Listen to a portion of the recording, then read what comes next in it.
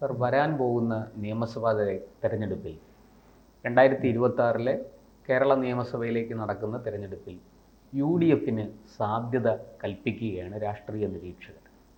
അപ്പോൾ UDFൽ ഇന്ന് ജയിച്ച് MP ആയിരിക്കുന്ന UDFൽ നിന്നുള്ള ചിലർ MLAമാരായിട്ടും മത്സരിക്കാൻ സാധ്യതയുണ്ടെന്ന് കേൾക്കുന്നു. എന്താണ് സാറേ, ഈ UDF രാഷ്ട്രീയം ആകെ കലങ്ങി മറിയുകയാണോ? എന്താണ് സംഭവിക്കാൻ സാധ്യത? ആ സാധ്യത തള്ളിക്കളയാൻ പറ്റത്തില്ല. കാരണം 2026 UDF പ്രതീക്ഷ വെച്ച് പുലർത്തുന്നുണ്ട് കേരളത്തിലെ ജനങ്ങളും. അപ്പോൾ വളരെ സൂക്ഷിച്ചാണ് കോൺഗ്രസ് കൈകാര്യം ചെയ്യാൻ പോകുന്നത്. കാരണം ഒരിടത്തും പതർച്ച ഉണ്ടാകരുത്. സ്ഥാനാർത്ഥി നിർണയം വളരെ സൂക്ഷ്മമായിട്ടാണ് കൈകാര്യം ചെയ്യുന്നത്.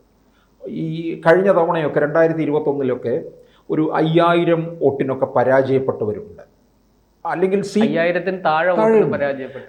പിന്നെ അപ്പോൾ അവിടെയൊക്കെ വളരെ സൂക്ഷിച്ച് കൃത്യമായിട്ട് സ്ഥാനാർത്ഥികളെ ഇറക്കി കൊടുത്തു കഴിഞ്ഞാൽ ഈ ഭരണവിരുദ്ധ വികാരം കൂടി ഉള്ളത് കൊണ്ട് തിരിച്ചു പിടിക്കാം എന്ന് കരുതുന്നുണ്ട്. അതിൻ്റെ അടിസ്ഥാനത്തിലാണ് ഇവരുടെ ഇപ്പോൾ ഒരു നീക്കമെന്ന് പറയുന്നത്. നമ്മുടെ ഇവിടുന്ന് ചിലരൊക്കെ MPമാരായി പോയിട്ടുണ്ട്. അവരെയൊക്കെ തിരിച്ച് കേരള രാഷ്ട്രീയത്തിലേക്ക് കൊണ്ടുവരണം. UDF അധികാരത്തിൽ വന്നു കഴിഞ്ഞാൽ അവർക്ക് മന്ത്രി പദവിയിലേക്ക് വരെ സാധ്യതയുണ്ട്. ഇപ്പോൾ അതിൽ ആദ്യം ഒരുപക്ഷെ പ്രശാന്തിനും ആദ്യം ഓർമ്മയിൽ വരുന്നത് അടൂർ പ്രകാശിൻ്റെ പേരായിരിക്കും. അതെ, എനിക്ക് ആദ്യം ഓർമ്മയിൽ വരുന്നതാണ്. അടൂർ പ്രകാശിനെ 2019 ആറ്റിങ്ങൽ വിളിച്ചോണ്ട് വന്നു കോന്നിയിൽ നിന്ന്. അടൂർ പ്രകാശ് തലേ കൈവച്ച് പറഞ്ഞതാണ്, എന്നെ വിട്ടേക്കുക. പക്ഷെ അടൂർ പ്രകാശ് ആയതുകൊണ്ടാണ് സമ്പത്തിനെ തോൽപ്പിക്കാൻ പറ്റിയത്. എനിക്ക് തോന്നുന്നു ഒന്ന് കോൺഗ്രസിനകത്ത് ഈ ഒതുക്കൽ പരിപാടി ഉണ്ടായിരുന്നു തോന്നുന്നു. 2019 പിന്നെ രാഹുൽ ഗാന്ധി അധികാരത്തിൽ വരും, അവിടെ എന്തെങ്കിലുമൊക്കെ സ്ഥാനമാനം കേന്ദ്ര സഹമന്ത്രിയൊക്കെ ആകാമെന്നും പറഞ്ഞ് കൊണ്ടിരുത്തിയതാണ്. 2019 നന്നായിട്ട് പ്രശാന്ത് പറഞ്ഞതുപോലെ സമ്പത്തിനെ പരാജയപ്പെടുത്തി അടൂർ പ്രകാശ് ജയിച്ചു. അന്ന് മത്സരിച്ചത് BJPയിൽ നിന്ന് ശോഭാ സുരേന്ദ്രനാണ്. ശോഭാ സുരേന്ദ്രൻ 2,40,000 വോട്ട് പിടിക്കുകയും ചെയ്തു.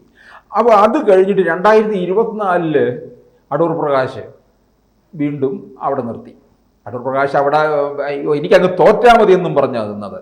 പിന്നെ അടൂർ പ്രകാശ് എന്ന് ഒരിടത്ത് നിന്ന് ജയിച്ചു കഴിഞ്ഞാൽ പുള്ളി മണ്ഡലം നോക്കും. അവിടെ നിന്ന് പിന്നീട് ജയിക്കേണ്ട വഴികളും പുള്ളിക്ക് അറിയാം.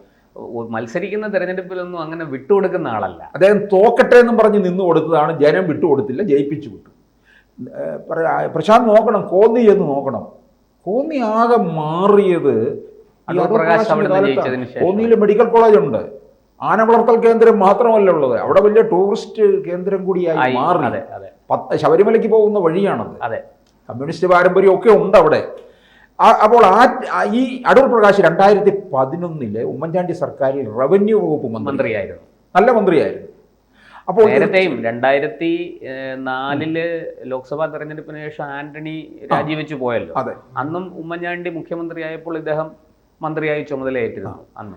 അപ്പോൾ എനിക്ക് തോന്നുന്നു ആരോഗ്യ വകുപ്പായിരുന്നു. ആരോഗ്യ വകുപ്പ് അന്ന്. അപ്പോൾ തിരിച്ചു കൊണ്ടുവന്നു കഴിഞ്ഞാൽ ആ കോന്നിയിൽ മത്സരിപ്പിക്കുക, കോന്നി മണ്ഡലം തിരിച്ചു പിടിക്കാനും പറ്റും. കോന്നി ഇപ്പം നിൽക്കുന്നത് CPMന്റെ കയ്യിലാണ്, ജനീഷ് കുമാർ. അതെ, അത് തിരിച്ചു പിടിക്കുക. വ്യാപക പരാതിയുണ്ട് ജനീഷ് കുമാറിനെ കുറിച്ച്, ജനീഷിന്റെ വലിയ ധിക്കാരവും കാര്യങ്ങളും ഒക്കെ. അപ്പോൾ അടൂർ പ്രകാശ് ഒന്ന്. രണ്ടാമത് വരുന്നത് കൊല്ലം MP ആയ പ്രേമചന്ദ്രനെ കേരള രാഷ്ട്രീയത്തിലേക്ക് കൊണ്ടുവരണം എന്ന് UDF കേന്ദ്രത്തിലോട്ട് പോയിട്ട് കാര്യമൊന്നുമില്ല. പിന്നെ നമുക്കൊരു നല്ല പാർലമെന്റേറിയനും കേരളത്തിൻ്റെ കാര്യങ്ങൾ നന്നായിട്ട് അവിടെ അവതരിപ്പിക്കാനും കഴിയുന്ന ഒരു MP എന്നുള്ള രീതിയിൽ ഏത് മലയാളിക്കോ അഭിമാനിക്കാം കേട്ടോ. അക്കാര്യത്തിനകത്ത് നരേന്ദ്രമോദി മികച്ച പാർലമെന്റേറിയനാണ്, അക്കാര്യത്തിൽ ഒരു സംശയമില്ല. പ്രേമേന്ദ്രൻ പറയുന്ന കാര്യം കേൾക്കാനായിട്ട് നമ്മുടെ പ്രധാനമന്ത്രി പോലും ചെവി കൂർപ്പിക്കും. അപ്പോൾ അത്തരത്തിലുള്ള പ്രേമേന്ദ്രൻ 2006 VS അച്യുതാനന്ദൻ മന്ത്രിസഭയിൽ ജലവിഭവ വകുപ്പ് മന്ത്രി, ചവറയിൽ നിന്ന് ജയിച്ച് ജലവിഭവ മന്ത്രിയായി. അപ്പോൾ ചവറയിൽ തന്നെ വീണ്ടും നിർത്തി മത്സരിക്കാൻ. പക്ഷെ എനിക്ക് 2011 അദ്ദേഹം തോറ്റുപോയി. എനിക്ക് അവിടെ ഷിബു ബേബി ജോൺ നോട്ടമുണ്ട്. അല്ല സർ, 2011 ഒരു വ്യത്യസ്തമായ സാഹചര്യമായിരുന്നു. 2011 ഒരു VS തരംഗം ഉണ്ടായി, പ്രത്യേകിച്ച് ഈ തെക്കൻ സംസ്ഥാനങ്ങളിൽ. ഈ കൊല്ലത്ത് തന്നെ നമുക്കറിയാം, അന്ന് UDFൽ നിന്ന് ജയിച്ചത് 2 പേരാണ്.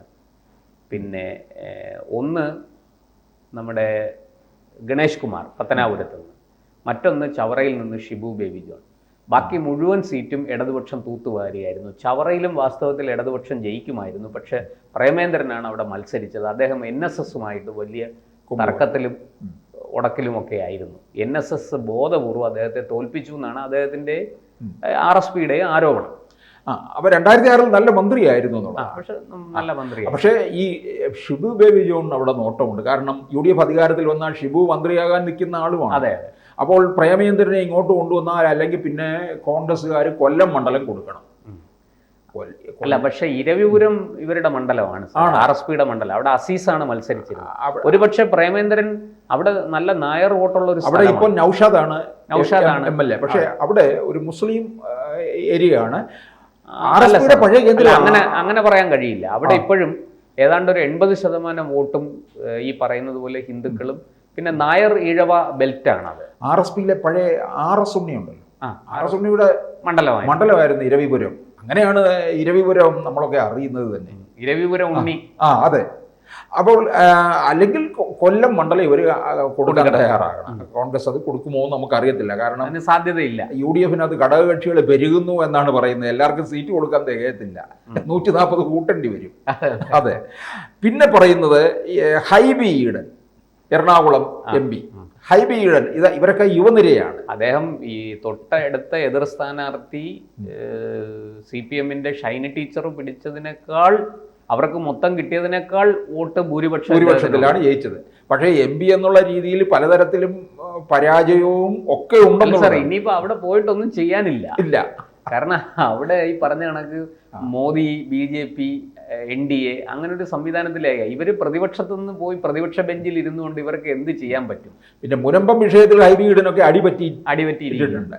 പിന്നെ ലത്തീൻ കത്തോലിക്ക വിഭാഗത്തിന്റെ പിന്തുണ ഹൈബി ഈഡന് ഉണ്ട് എന്നുള്ളതാണ്.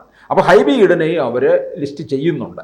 പിന്നീട് വരുന്നത് പാലക്കാടിനൊരു പ്രാതിനിധ്യം ഉറപ്പിക്കാൻ വേണ്ടിയിട്ട് 2 തവണ തുടർച്ചയായിട്ട് CPMനെ പരാജയപ്പെടുത്തിയ VK ശ്രീകണ്ഠനെ കേരള രാഷ്ട്രീയത്തിലേക്ക് കൊണ്ടുവന്ന് ഒരു മന്ത്രി സ്ഥാനത്തിലേക്ക് കൊടുക്കുക എന്നുള്ളതും പാർട്ടി ആലോചിക്കുന്നുണ്ട്.